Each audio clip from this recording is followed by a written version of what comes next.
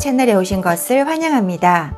오늘은 40대 이후 남성들이 흔히 겪는 세 가지 주요 고민에 대해서 이야기해 보려고 해요.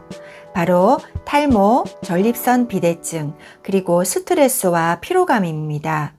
이 세 가지 문제의 공통된 원인은 바로 호르몬 불균형이죠. 남성 호르몬 테스토스테론의 수치가 나이가 들면 감소하게 되는데요. 이런 변화는 다양한 신체적 변화를 일으키고 불편함을 초래할 수가 있습니다. 먼저 남성 탈모의 경우 호르몬 변화가 모발 성장 주기에 영향을 미쳐서 탈모를 유발할 수가 있어요.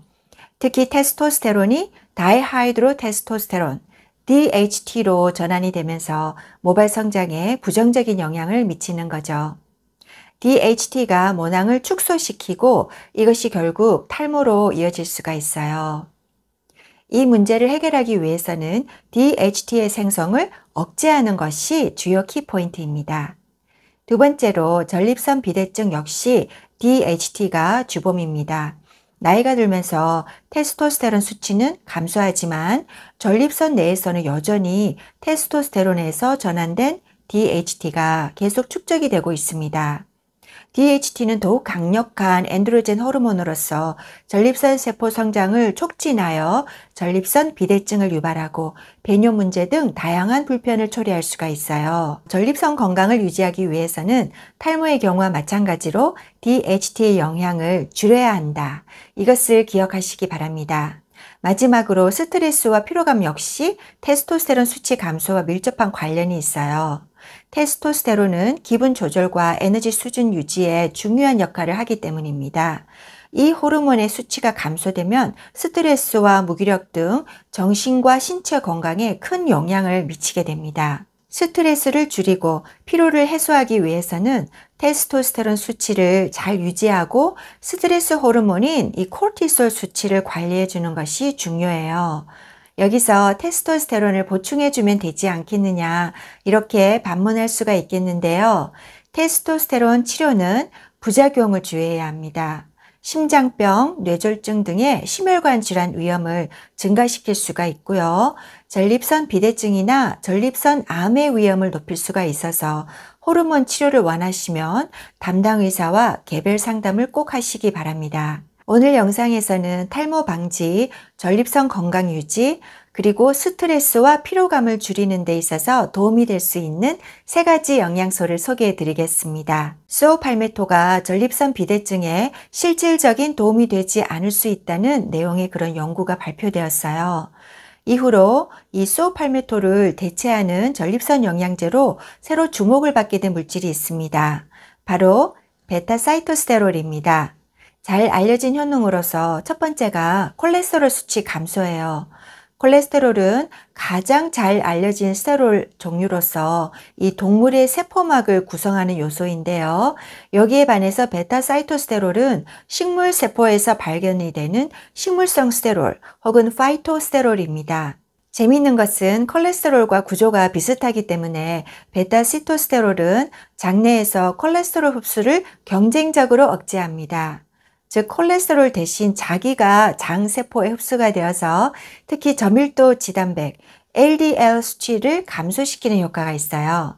두 번째로 베타사이토스테롤은 5알파 환원 효소를 차단하여서 테스토스테론이 DHT로 전환되는 과정을 방해합니다. 여러 연구에서 이 성분이 전립선 비대증 환자의 배뇨 개선 및 전립선 크기 감소에 효과적임을 입증했어요.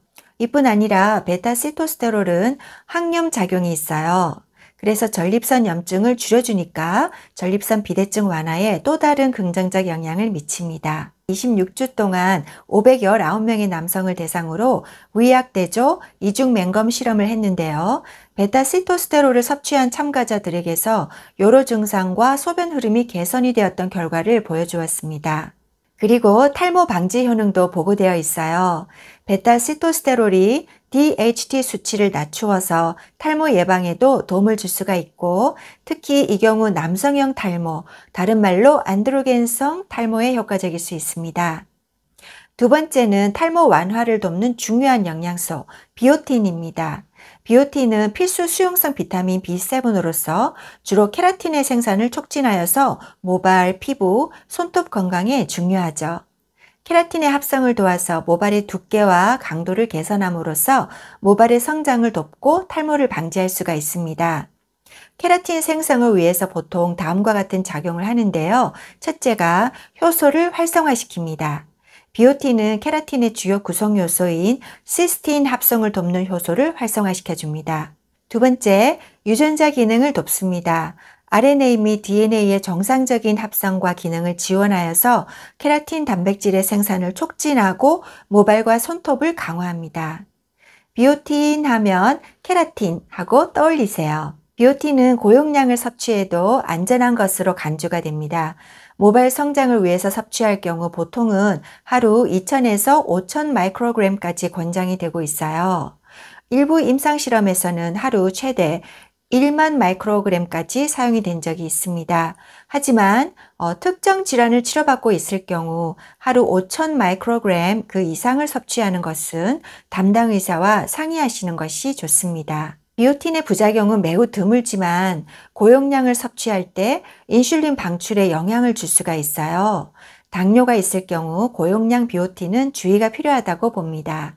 세 번째 영양제는 아슈와간다입니다. 아슈와간다는 아유르베다 의학에서 사용되는 허브로 주로 스트레스 반응을 조절하는 물질인데요. 특별히 스트레스 호르몬, 코티솔 수치를 감소시켜서 스트레스 관리에 도움을 줍니다. 혈중 코티솔 수치가 상승하면 이 남성 호르몬 테스토스테론의 생산이 억제가 될 수가 있습니다.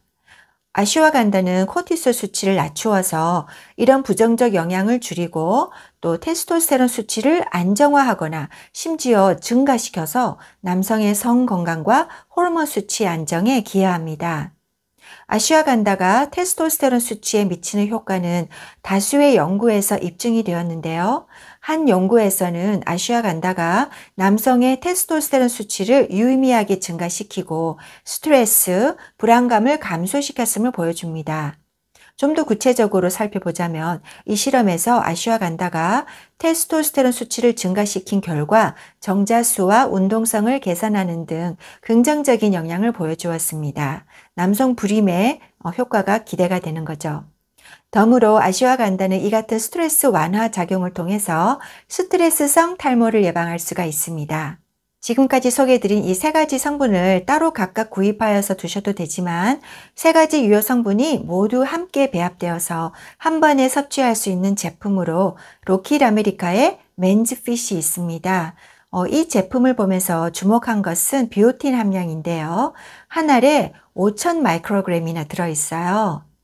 믿을 수 있는 회사 로킷 아메리카 제품으로서 베타시토스테롤, 비오틴, 아슈와간다 그리고 남성 건강에 필수적인 미네랄까지 더하여져서 좋은 배합으로 구성되었기 때문에 호르몬 수치 변화를 이제 막 느끼기 시작하는 분들을 포함하여 남성 갱년기를 어렵게 지나고 있는 모든 분들에게 좋은 도움이 될 수 있는 제품의 예로 보여집니다. 당뇨가 있거나 비오틴에 예민한 분들은 하루 한 알만 섭취하면서 효능이나 부작용을 모니터링 하시길 권장드리겠고요. 일반적으로는 하루 최대 2캡슐까지 섭취할 수가 있습니다. 오늘은 특별한 구독자 이벤트가 또 준비되어 있습니다.